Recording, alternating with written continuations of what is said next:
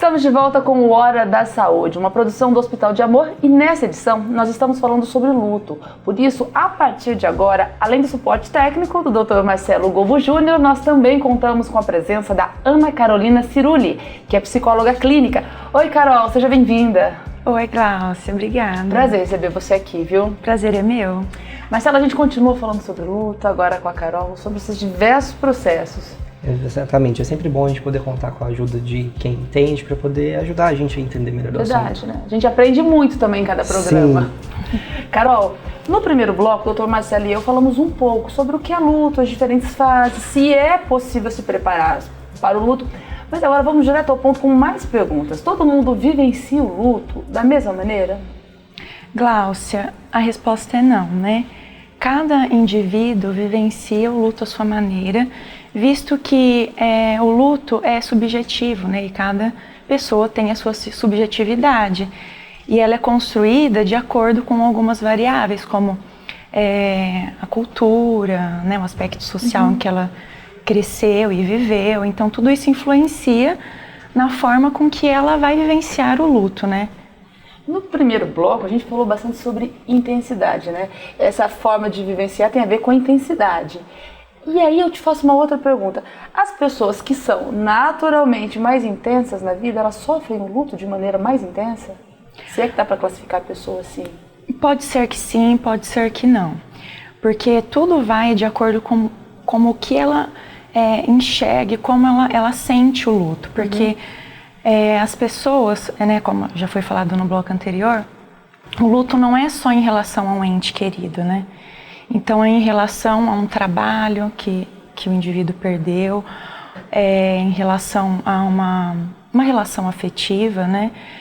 Então depende de como ela enxerga essas relações, né?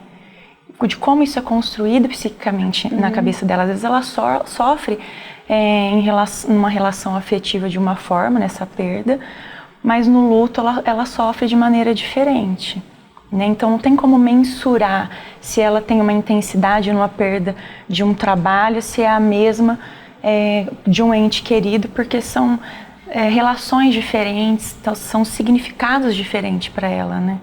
Apesar dessas diferenças, né, Marcelo, o luto é um processo que não passa despercebido. Não, a gente vai inevitavelmente passar pelo processo e experimentar alguma nuance dele. O que a gente vai ter de diferente é essa construção subjetiva, essa construção individual que cada um vai ter a partir dos seus processos de experiência, a bagagem, né? A experiência de vida que você vai ter, às vezes que você experimentou isso na vida ou não, e o quanto aquela questão que está sendo perdida representa para você. Porque às vezes a gente fala de relações, né, de perder alguém, perder um ente querido, mas às vezes essas relações elas são tão frágeis ou estão tão fragilizadas que elas vão ter menos impacto na funcionalidade do indivíduo do que outra coisa que tem uma carga simbólica e afetiva muito maior. A questão está no quanto a gente tem de afeto por algo, o quanto aquilo tem representação para a gente. Então, às vezes eu posso perder o emprego e sofrer muito pouco em relação a isso. Eu posso passar por aquele ciclo das 5 fases muito rapidamente. Eu vou passar por elas, mas o quanto isso vai me afetar, né, vai variar. E às vezes eu posso perder uma coisa que aparentemente não tem valor simbólico para a maioria das pessoas. Mas para mim tem, para a pessoa tem. E aí para aquela pessoa, para aquele indivíduo, aquilo traz uma experiência de sofrimento muito grande. O que a gente pode fazer para aumentar a nossa empatia em relação a quem está sofrendo? A gente imaginar que a perda daquele objeto de afeto pode ser a perda do nosso objeto de maior afeto. Quando a gente faz isso, quando a gente faz esse exercício, a gente consegue entender a dor do outro. Que às vezes para você, o seu maior objeto de afeto não tem nada a ver com o meu maior objeto de afeto. E aí eu fico pensando, nossa, mas a Glaucia está sofrendo tanto por uma coisa dessa. E aí quando eu me coloco no lugar como seria perder o meu maior... Mais uma vez a empatia. Exatamente, Glaucia.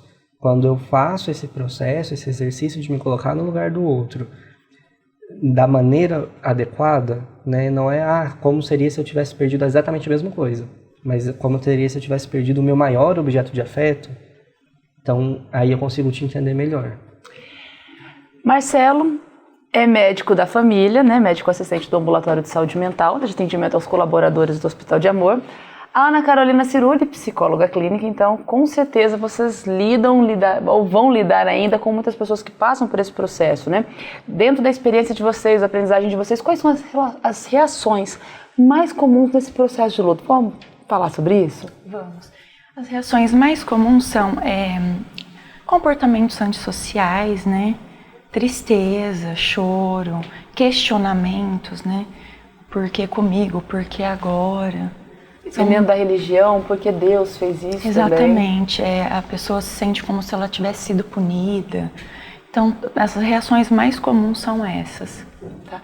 Mas que variam também de intensidade de pessoa para pessoa. Exatamente. Tá. E tem alguma reação, Carol, que vai além também? Pode chegar nos extremos? Sim, como ideação suicida, né?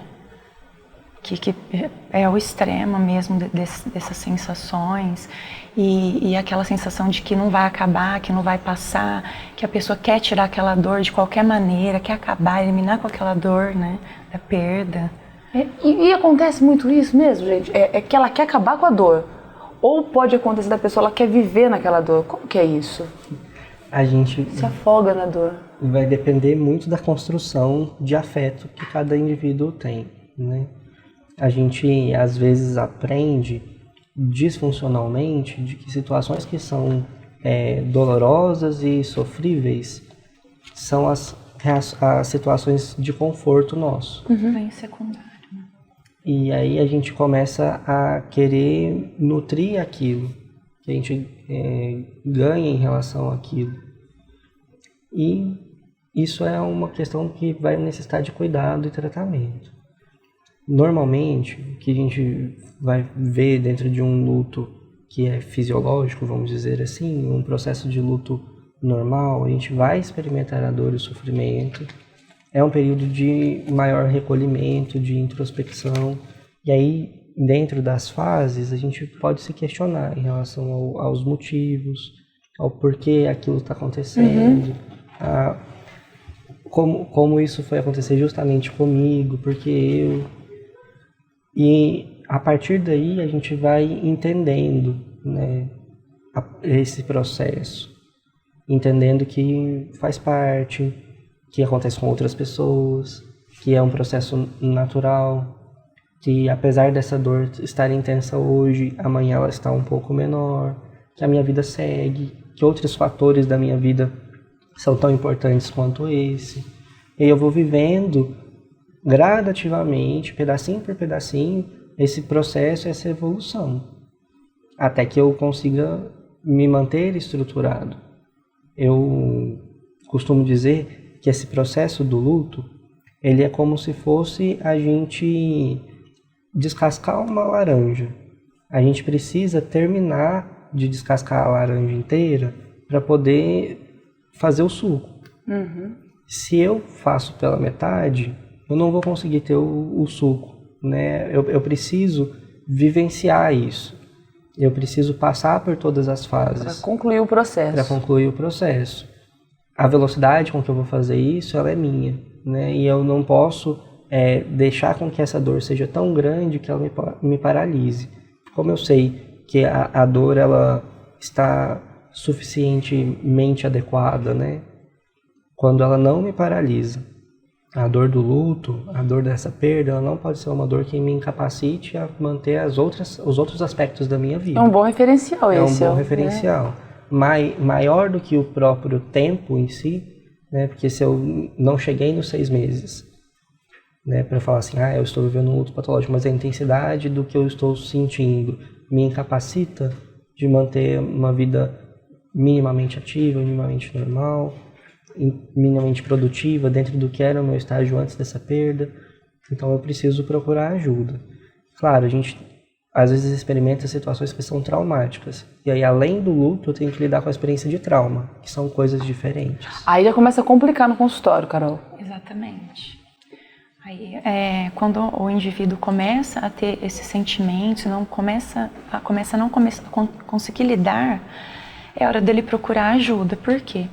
Porque um profissional, né, um psicólogo, ele vai conseguir fazer com que o indivíduo compreenda, né, e comece a elaborar, né, esses estágios. Porque aí, junto com o profissional, ele vai conseguir ressignificar, né, esse momento, essa situação, ele vai ter a noção de que isso vai passar, de que essa dor vai passar, né, porque o luto é um processo, né, que ele tem também começo, meio e fim, então esse profissional vai conseguir ajudar mesmo. Carol, Marcelo, você também falaram muito sobre as 5 fases do luto. Vamos falar sobre essas fases? Como é que começa isso? Bom, a teórica, né, que fala sobre os 5 estágios do luto é Elizabeth Kübler-Ross, né? Então, o que ela traz para a gente? Que esses estágios, eles acontecem não necessariamente na ordem, né, que ela descreveu, podem alternar de acordo com a subjetividade de cada um, ou às vezes a pessoa pode voltar naquela fase, né, que seria a negação, né, que é quando o indivíduo nega que aquilo está acontecendo, ele não quer acreditar, ele acha que aquilo vai mudar, né. E isso vale tanto para o paciente que acabou de receber um diagnóstico, né, que está com uma doença crônica, que passa por essas fases também, quanto para os familiares, né, nesse momento ou no momento de perda enquanto enlutado, né. E a segunda fase seria da raiva, né, que é aquele sentimento de frustração, que o indivíduo acha que está sendo punido, né, que aquilo aconteceu por uma punição. Sai de uma tristeza, já vai para a raiva. E aí o terceiro estágio que essa autora traz para a gente seria a de negociação e barganha, né? Que é quando a pessoa fala, se eu deixar de sentir isso, ou se essa situação se reverter, eu vou ser um ser humano melhor, eu vou fazer caridade, eu vou ser uma pessoa melhor. Quando ela tenta negociar, né? A barganha seria uma troca para ela deixar de sentir e de passar por aquilo. Aí tem a quarta fase, que é a da depressão. Quando a gente fala dessa fase de depressão, não é o transtorno depressivo, né, ou a patologia, e sim o estado depressivo, né, que a pessoa se sente triste, né, aquela tristeza, isolamento, né, e nessa fase ela já começa meio que a compreender o que aconteceu e o que está acontecendo, né. A depressão é a quarta fase, então? Quarta fase. Mas, como eu disse, a literatura traz, pode ser que a pessoa sinta isso, né, de forma invertida. Aleatoriamente, né, diremos assim. E o quinto estágio seria a aceitação, né, que é quando a pessoa começa a aceitar que, de fato, aquilo está acontecendo e ela começa a conseguir continuar e a elaborar e ressignificar algumas atitudes, alguns pensamentos, alguns comportamentos, para ela continuar. Carol, e a aceitação é diferente da barganha? É diferente. A barganha é quando você tenta trocar, né? A negociar. Eu não quero mais passar por isso, se essa situação se reverter, eu vou ser uma pessoa melhor. Então ela tenta trocar, a não sentir. Essas 5 fases do luto, né? Todos os indivíduos passam por essas 5 fases, ou elas acontecem quando o luto é muito intenso, ou quando é algo muito forte, uma experiência muito forte para o indivíduo? A gente passa por elas. É que a velocidade com que a gente passa por elas varia. E essa variação ela é tão grande que às vezes a gente não se dá conta, né? E como eu disse lá no primeiro bloco, a gente às vezes vai passar por estágios que dão a impressão de que a gente saltou categorias, né? Então, algumas foram mais suaves. Isso, por conta justamente da representação que aquela perda tem pra gente. Então tudo depende do nosso objeto de afeto, da importância que ele tem pra gente, do quanto aquilo simboliza, do quanto aquela experiência vai ser traumática ou não. Mas a gente faz perguntas que vão te fazer pensar sobre isso, né? Então, vou te dar um exemplo simples, como ao invés da perda de alguém, a gente falar sobre um trabalho, perda de um trabalho. Sim. Né? Assim, gostei muito do exemplo do livro também. Não é possível que isso esteja acontecendo comigo, né? O que vai ser de mim agora? que outro livro eu vou ler, como é que eu vou preencher esse espaço Será que eu vou achar um outro trabalho? Exatamente.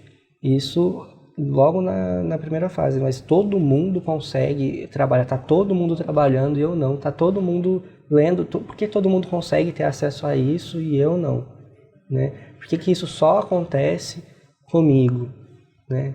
Ah, mas agora eu vou sair, eu vou tentar conseguir um emprego, e se eu conseguir outro emprego, eu não vou deixar que isso aconteça de novo. A barganha. Exatamente.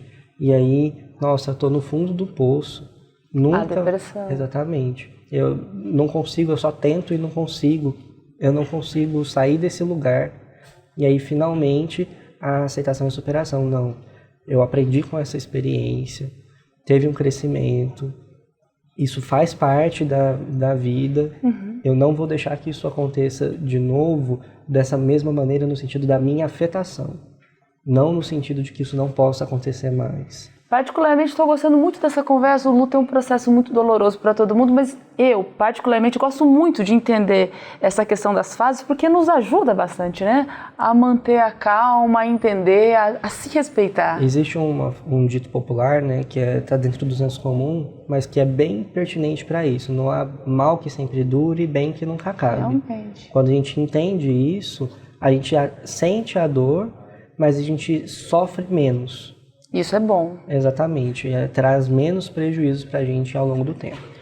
Gente, tá gostando do assunto também? Você aí de casa tá gostando? Daqui a pouquinho, depois do intervalo, a gente continua falando sobre o luto. A gente se despede do Dr. Marcelo agora. Dr. Marcelo, a gente se despede de você, mas no próximo programa você volta. Sim. Fique tranquilo também, não precisa entrar num processo de luto, porque você volta no próximo programa. Eu já estou no processo de aceitação, Glaucia. É sempre Isso um prazer. é muito bom. Muito obrigada.